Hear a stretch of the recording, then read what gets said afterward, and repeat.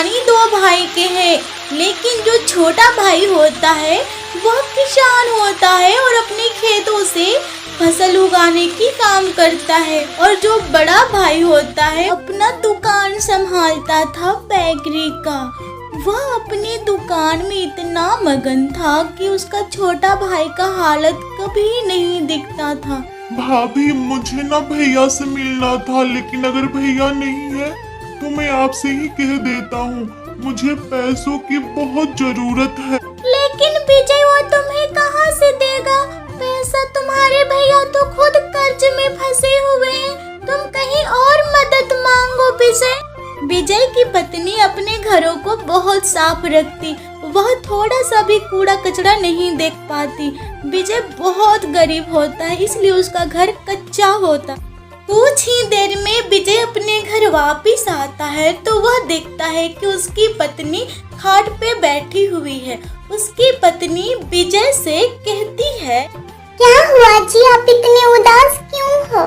मुझे पता है आपके भैया मदद करने से इनकार कर दिए होंगे पक्का। आप थोड़ा सा बैठ जाइए। नहीं रश्मि, ऐसा कुछ मत कहो भैया और भाभी के बारे में, वे लोग बहुत अच्छे हैं, वे लोग भी कर्ज में फंसे हुए हैं, वरना हमारी मदद कर।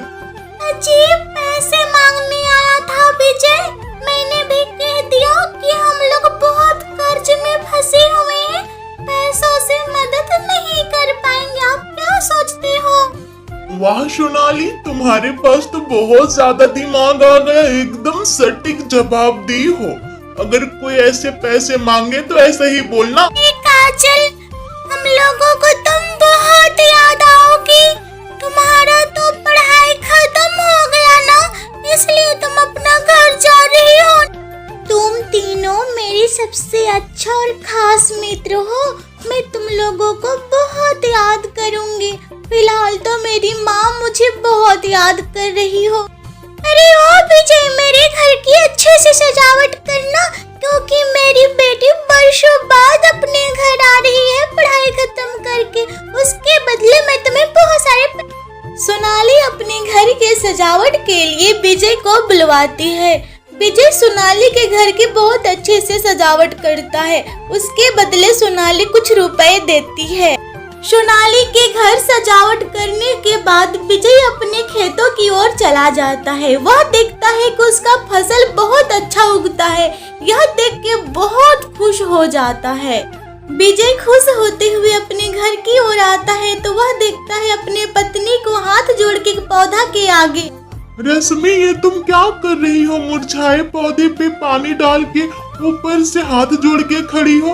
वैसे छोड़ो, आज मैं बहुत खुश हूँ, सच्ची बता रहा हूँ। अजी, मैं यह पौधा को बहुत दिनों से देख रही थी, यह पौधा मुरझाया हुआ था। मुझे लगा मैं अगर पानी दे दूं और इससे प्रार्थना करूं कि तुम मेरा बच्चा बन जाओ, मेरा संतान बन जाओ, तो हो बन जाए। वैसे भी हमारा अपना कोई संतान है ही नहीं, तो एक पौधा को ही अपना संतान बनाने में क्या जाता है ना। और वैसे आप इतना खुश क्यों हैं? जरा मुझे भी बताकर खुश कर दें। अच्छा, तुम तो आजकल काफी समझदार हो गई हो। अपना संतान ना सही तो पौधा को संतान बना लो। कोई बात नहीं, खुशी की बात यह है कि हमारा फसल बहुत अच्छा उगा है, हम बहुत पैसा कमा सकते हैं। देखो देखो पड़ोसियों, मेरी बच्ची को कितनी बड़ी हो गई है और कितनी सुंदर, कितनी खूबसूरत लग रही है। किसी का नजर ना लगे, कोई भी मेरी बच्ची को नजर मत लगा। काजल अपने घर पहुंच जाती है, लेकिन सोनाली काजल से ज्यादा खुश होती है। अपने पड़ोसियों को नीचा दिखाते हुए बोलती है कि देखो पड़ोसियों, मेरी जो बेटी है वो बहुत खूबसूरत है, सुंदर है। रश्मि अपने पति को भोजन देती और भोजन देकर अपने कामों पे लग जाती है। बहुत ही स्वादिष्ट भोजन था रश्मि, तुम ऐसे ही बनाना ना मेरे लिए। अरे तुम्हें एक खुशखबरी देना था, मैं खुशी खुशी में भूल गया। सुन, जिसे तुम बहुत प्रेम करती थी, वो बहुत छोटी सी बच्ची थी जिसे तुम तेल लगाने से नहलाने का काम करती थी, वह काजल आ गई है, जाओ मिलकर आना जल्दी। इतनी खुशी की बात आप बता रहे हैं मुझे। आप भी ना, मैं अभी जाती हूँ अपनी लाडली बेटी से मिल रश्मि खुश होते हुए वह काजल से मिलने के लिए सोनाली की घर की ओर जाने लगती है।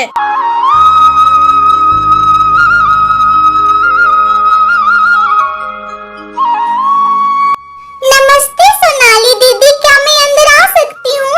मैं काजल बिटिया से मिलने आई हूँ। मेरे पति बोल रहे थे कि बहुत बड़ी हो गई है, दीदी मिलने दो ना।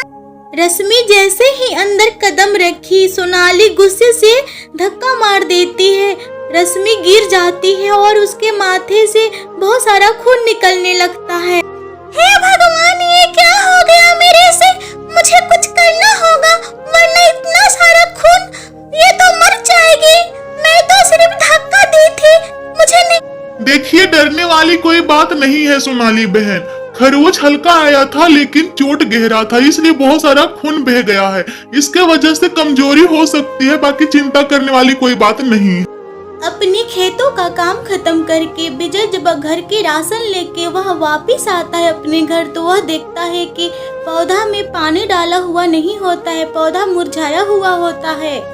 चलो ठीक हो गया कि तुम्हें होश आ गया, और जाओ जल्दी से अपने घर और अपने पति को कुछ भी मत बताना कि मैंने तुम्हें धक्का दिया था। हे मेरा इकलौता संतान, तुम जल्दी से बड़े हो जाओ और मुझसे बातें करो। मुझे क्षमा करना कि आज मैं भूल गई तुम्हें पानी देना। रश्मि, तुम यहाँ हो? मैं तुम्हें पूरे गांव में ढूंढा। मैं सोनाली भाभी के घर भी गया था लेकिन तुम वहाँ नहीं थी। और तुम्हारे माथे पे ये चोट का निशान कैसा? मुझे तुम बहुत कमजोर लग रही हो।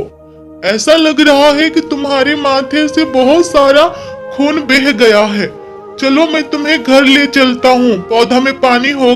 काजल बेटी, तुम बहुत संस्कारी हो क्योंकि तुम मेरी बेटी हो। देखो, तुम अपनी माँ की बात हमेशा मानती हो और मुझे पता है आगे भी मानोगी।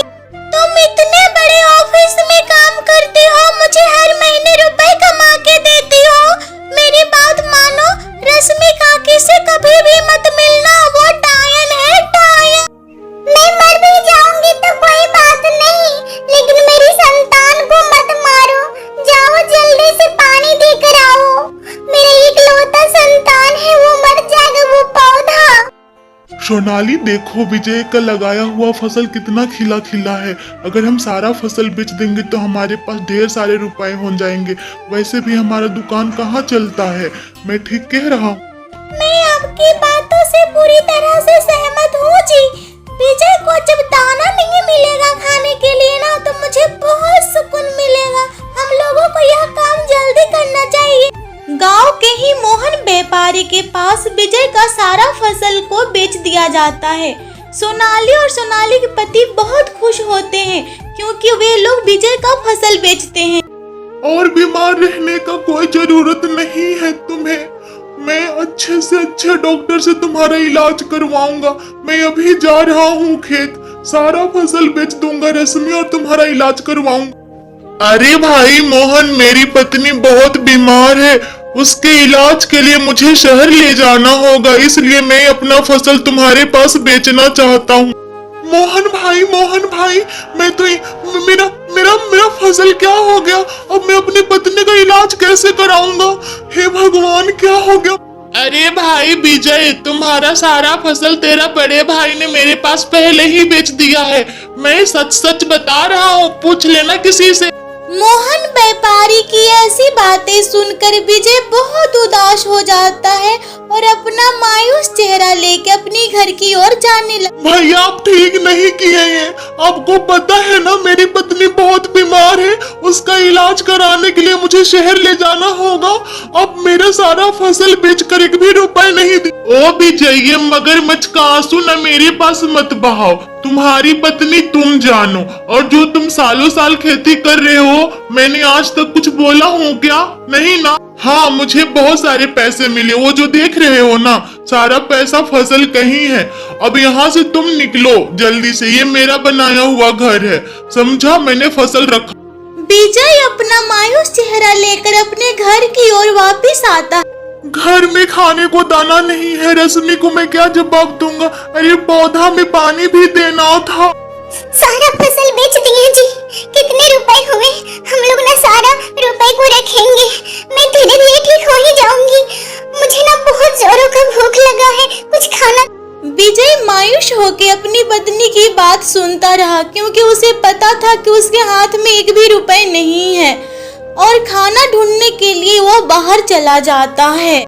आज मेरे अंदर की आत्मा को शांति मिला है जब मैं अपनी आंखों से देखी कि विजय को खाना के लिए भीख मांगना पड़ा है।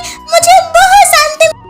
विजय जब पौधे में पानी डालने के लिए जाता है तो वह पौधा एक बड़े से पेड़ का आकार ले लेता है और उसमें बहुत सारे आम के फल लगे हुए थे।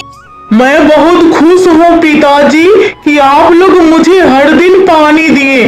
अब मेरी बारी है कि मैं आप लोगों का मदद करूं। मैं अपनी माँ को ठीक करूंगा। कुछ ही देर में एक जादू होता है और सारे आम के फल हीरे मोतियों में बदल जाता है। यह देख के आश्चर्यचकित रह जाता है विजय। अरे मैं तो ठीक हो गई, मैं तो स्वस्थ हो गई, मैं तो पूरी तरह से स्वस्थ हो गई। हे भगवान, ये कैसा चमत्कार है आपका। वह पौधा एक जादुई पेड़ में बदल चुकी है। यह बात बताने के लिए विजय अपनी पत्नी के पास आता है तो वह देखता है उसका झोपड़ी के जगह एक आलीशान महल बन चुका है। विजय आश्चर्यचकित रह जाता है। वह भव्य महल देख के वह सिपाही से कहता है कि मेरा पत्नी यहाँ थी, वो कहाँ गई और मेरा जो झोपड़ी था वो कहाँ गया, बताओ मुझे। महाराज आप कहाँ थे? महारानी आपका इंतजार कर रही है अंदर। आप चलिए, सारे दरबारी आपका इंतजार कर रहे थे। चलिए चलिए जल्दी, सब राह देख रहे हैं। महाराज विजय की जय, महाराज विजय की जय, जय हो महाराज विजय की, महाराज विजय की जय, महाराज विजय की जय। महाराज आइए महाराज, अपना स्थान में विराजमान होइए, पधारिए। विजय को कुछ समझ में नहीं आता है। तभी विजय को अपने पत्नी के बारे में ख्याल आता है। वो अपने पत्नी को ढूंढता है।